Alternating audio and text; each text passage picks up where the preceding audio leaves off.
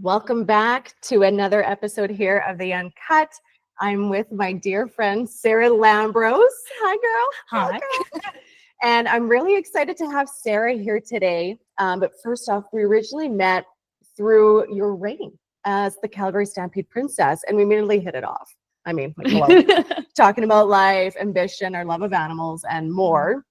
And Sarah's in her early 20s. Oh, but wait, you're going to be turning 25. 25 in a week, 2 weeks and a bit. Early birthday. And she reminds me a bit of me at this age, you know, out there tackling the world, voicing the things that matter to her heart and to this world. Sarah is Miss Calgary 2025, officially graduated, majored in geophysics, and minored in geology. Oh my God, that was a mouthful. Congratulations. Thank you. But what intrigued me was one of your recent posts. You're using your platform for the Miss Universe Canada pageant, and it's centered around Canada's mining and energy industries. Now, this is not going to be a boring one, you guys, because, you know, a lot of my favorite topics is how we're using our voices, collective change, personal responsibility. And I mean, there's more I could list, but this is where I was like, Sarah, we need to get together. And I think I'm going to let Sarah kind of take over to unwrap it. We're going to dive right into it. Let's talk about how you're using this platform for your upcoming pageant. Yeah, well, thank you so much for having me. First of all, this is lovely. So yeah, for the Miss Universe Canada pageant, I wanted to center on something that is really important to me and that I feel like I'm educated in. So right now, there's a global push for sustainability, right? Which I understand scares a lot of people. We have a huge industry in oil and gas, and fossil fuels, unfortunately, are high emissions. And the idea of pivoting away from something that we have built such a system and an economy on is kind of scary. But through my degree, getting a geophysics degree with a minor in geology, I've learned that there are so many little things that we can do throughout Canada to start to push towards different energy sources that not only will create a sustainable future, but also strengthen Canadian jobs and create more energy ownership for Indigenous and rural communities. Oh, I'm like, I know that's already. a mouthful, huh? That is a mouthful. It's a lot, yeah. And that's amazing. Like, you literally just have like all this wording down to science, and you're like touching on the keywords that I think most people kind of resonate with now today is, you know, creating jobs, you know, securing the future of whoever, collective change, right? Bringing people together. You just said like Indigenous, you know, everyone's supporting everyone, and we need to get back to that, which I think is like super fantastic.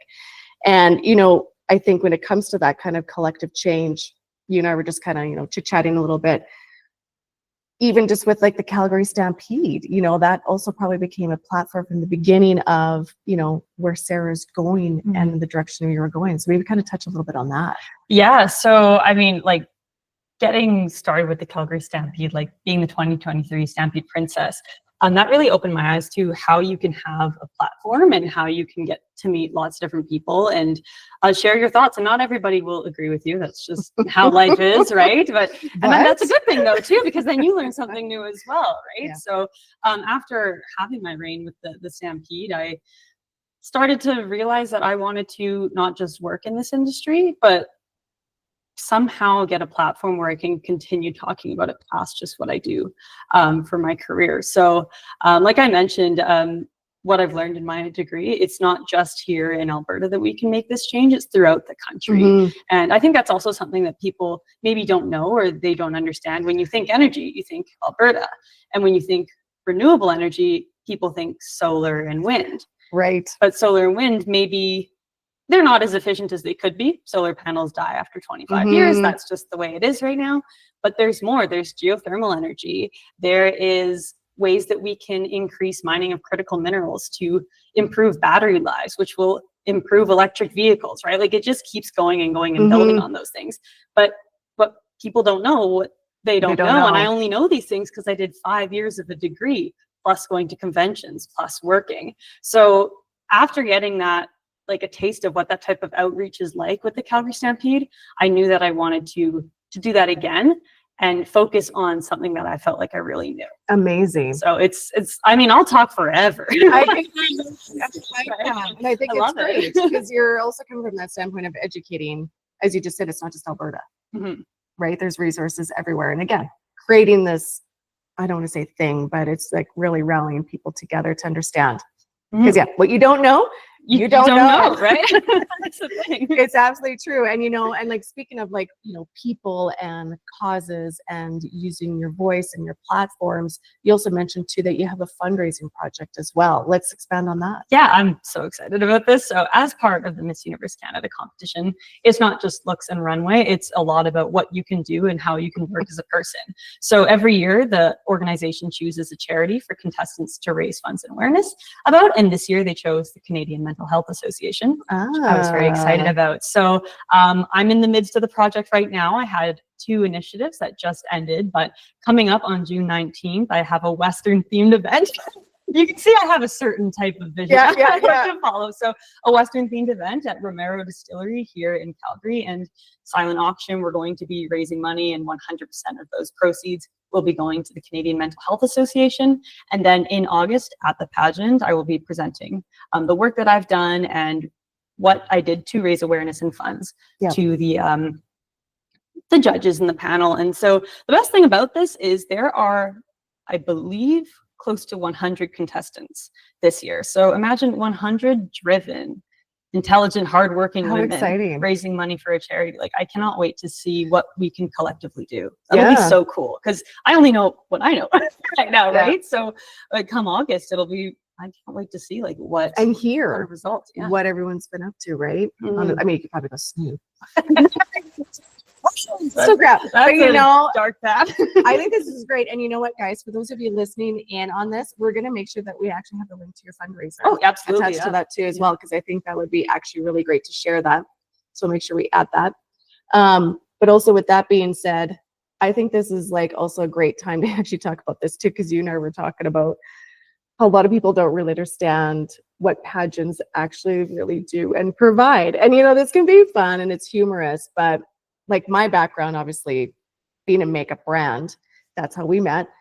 So not even just with the Stampede sponsoring makeup services, was also, I've sponsored a lot of like girls entering the pageant, and it'd be a lot of like words of encouragement, because it's, again, you're educating people to understand like, no, these are great platforms to share, to create, as you were just saying, like creating this collective change.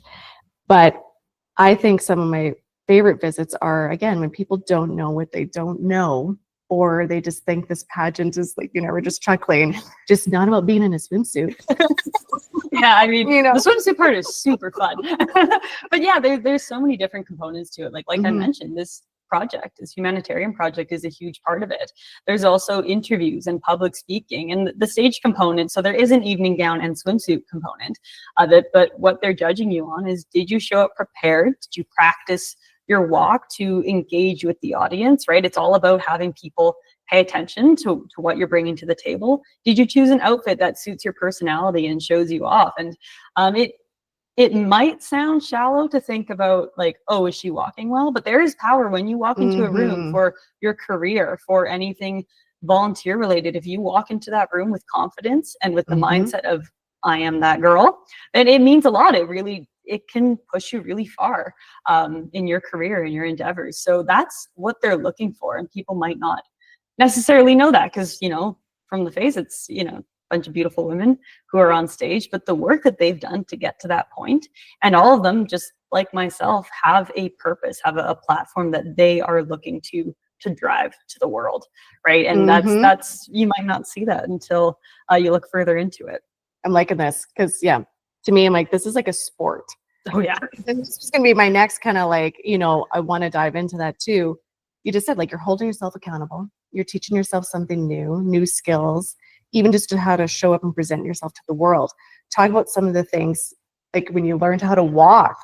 And I find this fascinating, because there are some people who walk into a room and you're like, there's something about that person that just has that poise and that grace. Where did that come from? Well, exactly. Like, learning how to walk, like I film myself. So that's how I do everything. I film myself.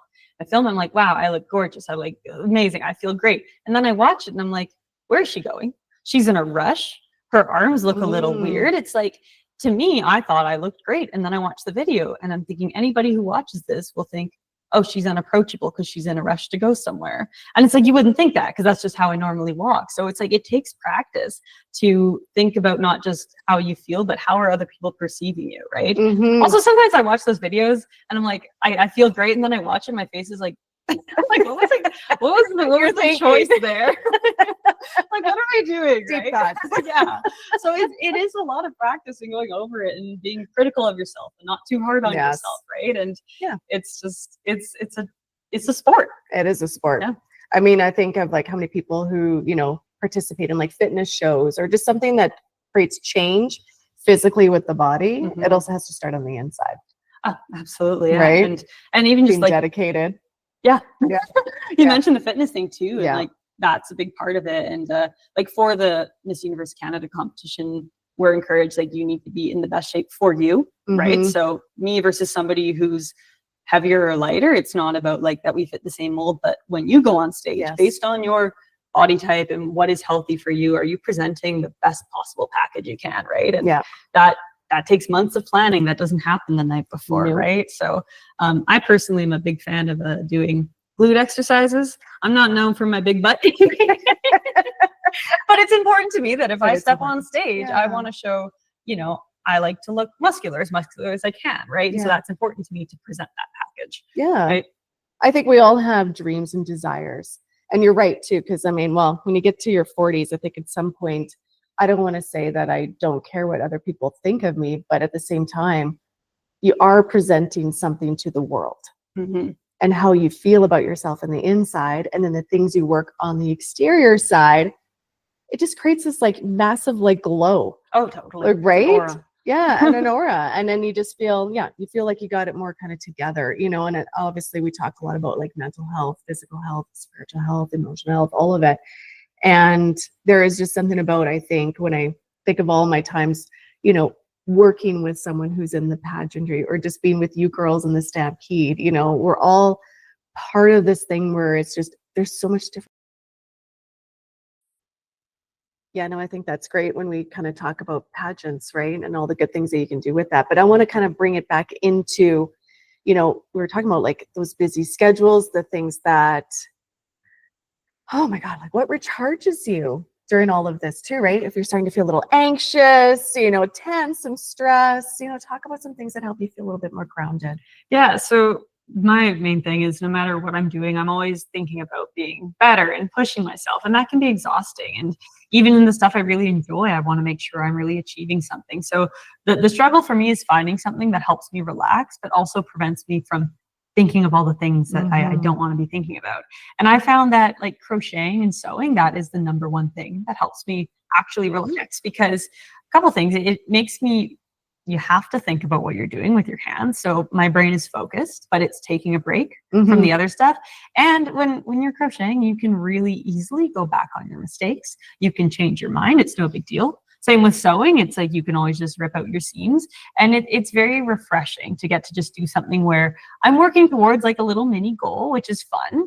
I'm not thinking about anything too important and there's no pressure, right? And I know a lot of people like to meditate or just go for a walk, but I'll always think about stuff. So I'm redirecting my brain. Yeah, my brain is getting directed to something else. And, you know, sometimes I get a fun little project out of it too, right? So, and it's a little creative outlet for me. So that's what I like to do, and exercise too, but sometimes you're just too tired for that. Sometimes it's a stretch day, you know, yoga, breath work, like, and I think that's okay too, or sleep in like those extra few minutes. Like that was me the other day. I'm like, you know what? I worked till this time. Let's just sleep a little bit and maybe just get a walk in. Or take a bath, you know, like there's those things too, but I can relate about things that just kind of anchor you a bit, just to kind of slow down time. And that was my thing too, paint by numbers.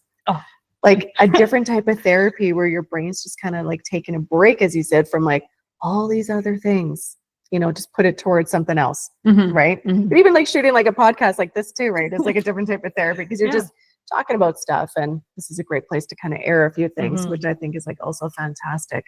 But, you know, there was a thing, you and I were talking about this before we started recording. You came to my book launch. I'm grateful that you were there.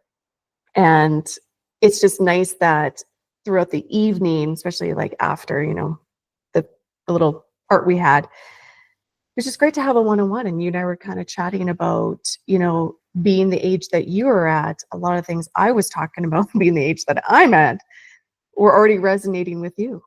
Hustle culture. I think open that up a little bit. Yeah.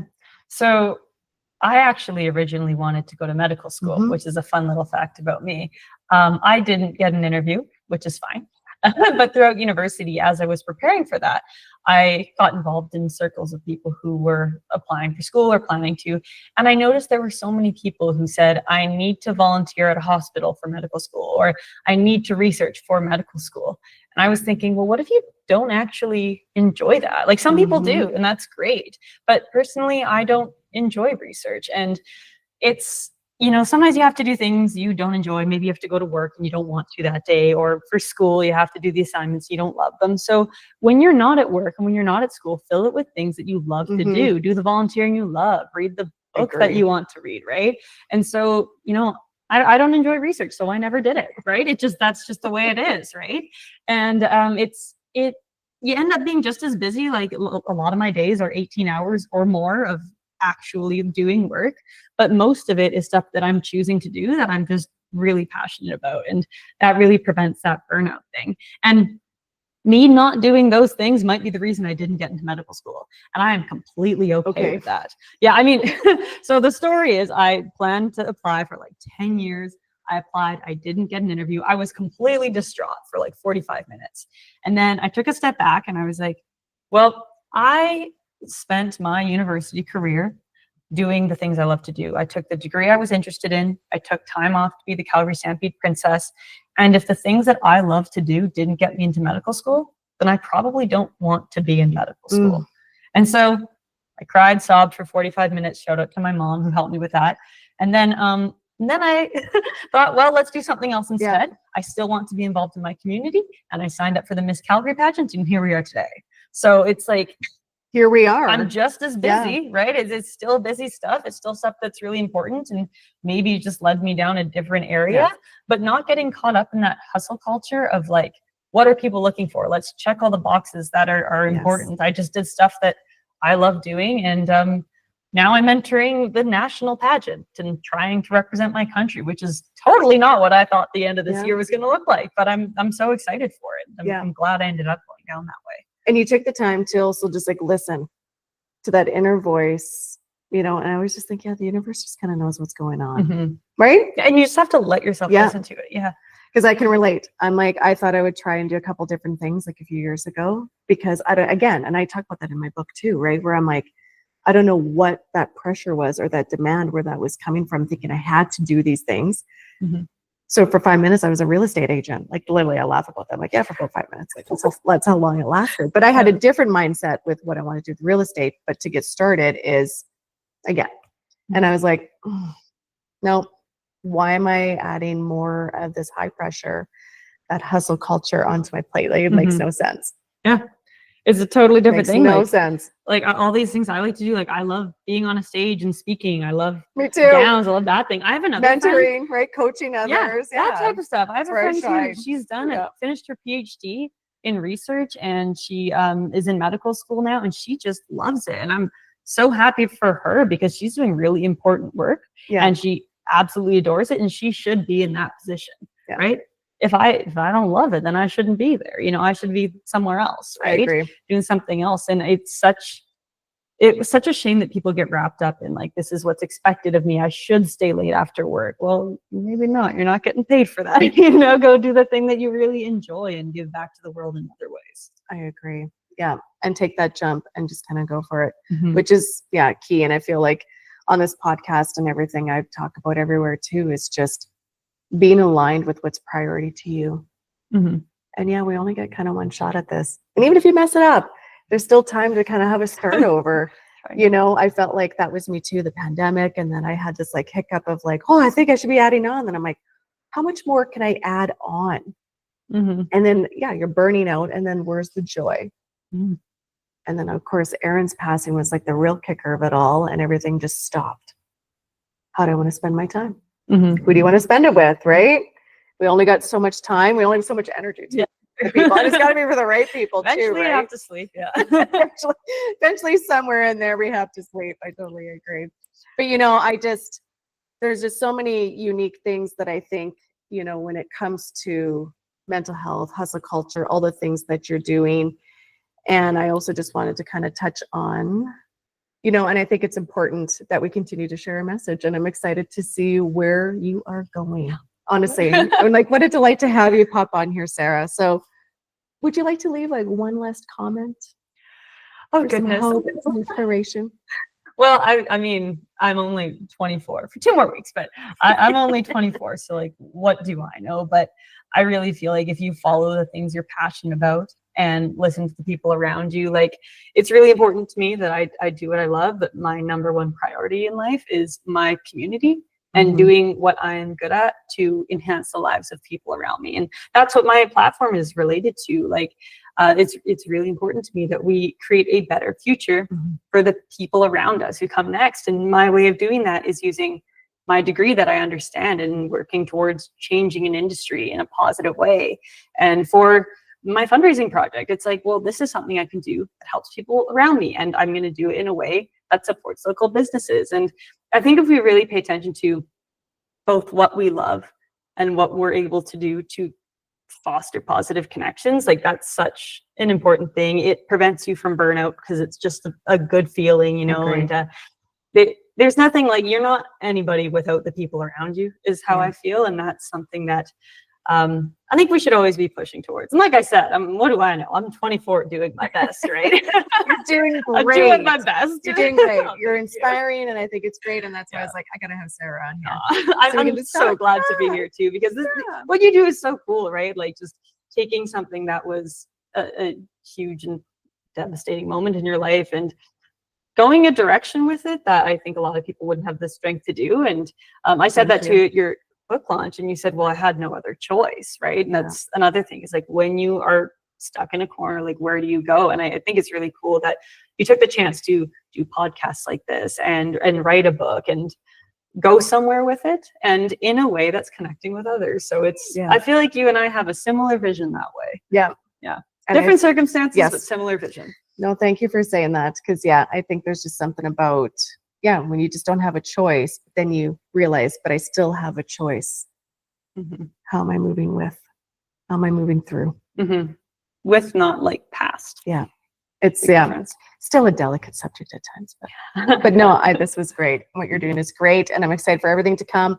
Those of you listening, thanks for being here. We're going to include Sarah's link so you can kind of follow, see what she's got going on. Fundraising event coming up, pageants in August. Root her on, give her some love. And thanks for being here. Thanks, Sarah. Thank you. This is amazing. This is great. And to the rest of you, continue to walk in good faith, my friends. We'll talk to you guys again soon.